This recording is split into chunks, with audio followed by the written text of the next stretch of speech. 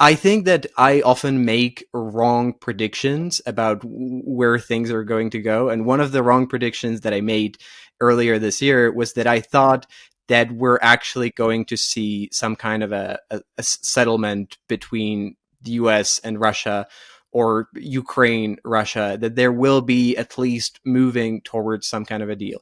And now that looks almost certain that it's not going to happen.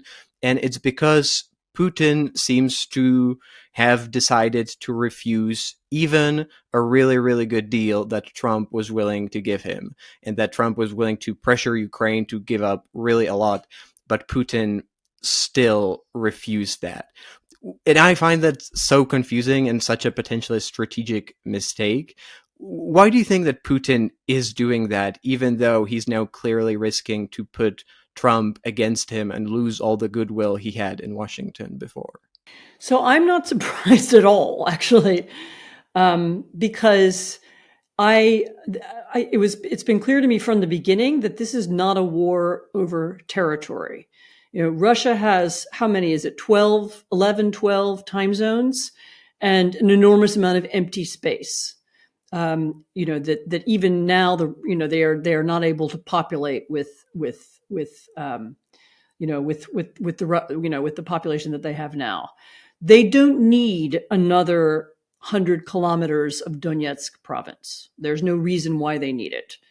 They don't need there's no piece of territory that that is absolutely necessary for any reason for Russia.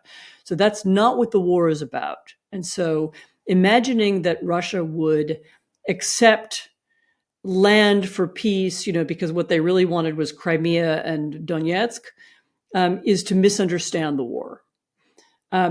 It could be that when we do finally get to the moment when Putin understands that he can't win, or when the next leader of Russia understands that the war was a mistake, which we will eventually get to that point if Ukraine continues to fight, then maybe there's a deal to be done. But at the moment, Putin still believes he will win. And he, as I said, we had this conversation at the beginning of this podcast, that he believes he will win because he believes Americans are uneven and unreliable. He doesn't have a lot of faith in Europe. He still thinks the Ukrainians will give up, or can be defeated, or can be demoralized by the bombing of cities. And he still thinks that he will, one way or the other, control all of Ukraine. He will replace Zelensky. Maybe it won't all be military. Maybe he'll put his own person in charge through some kind of faked election. That's what he's trying to do. He's trying to do that in Moldova right now. So it's not, this is a playbook that he knows. And so why, since he still thinks he's going to win, why would he, stop fighting, just because Trump will give him Donetsk? He doesn't care about Donetsk. And I think this is just a fundamental misunderstanding of what the war is about. People think it's about this piece of land, and that is not why Putin is fighting.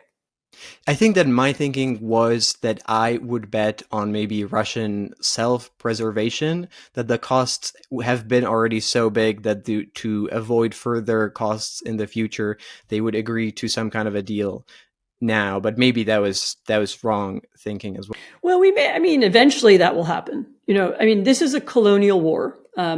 You can compare it, for example, to the French war in Algeria, in the middle of the 20th century. And, eventually the colonial power does get tired and doesn't see the point, and, works out that the colony they want to occupy doesn't want to be owned by the mother country, or by the imperial country, rather. Algeria didn't want to be French. It wasn't French. Ukraine isn't Russian. It doesn't want to be Russian. And so eventually they will come to that conclusion. The question is when. From the beginning, it's been clear to me that we have to force Russia to come to that conclusion.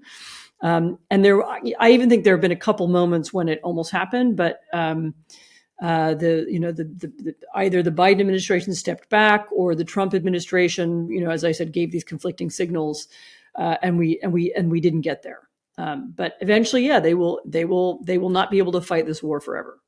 If you care about geopolitics, and I assume you do since you're listening to this, you might want to consider signing up to get my newsletter, Station Zero. Once every week or two, you'll get a free geopolitical analysis, a story, trend, or pattern of something that's really important but that most people tend to miss.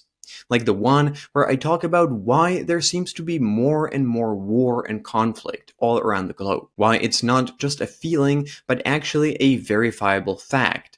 And why the increase in war can be explained with a niche mathematical theory and the plot of Jurassic Park, and what it means for the future of geopolitics. If you want to sign up, just click the link in the description.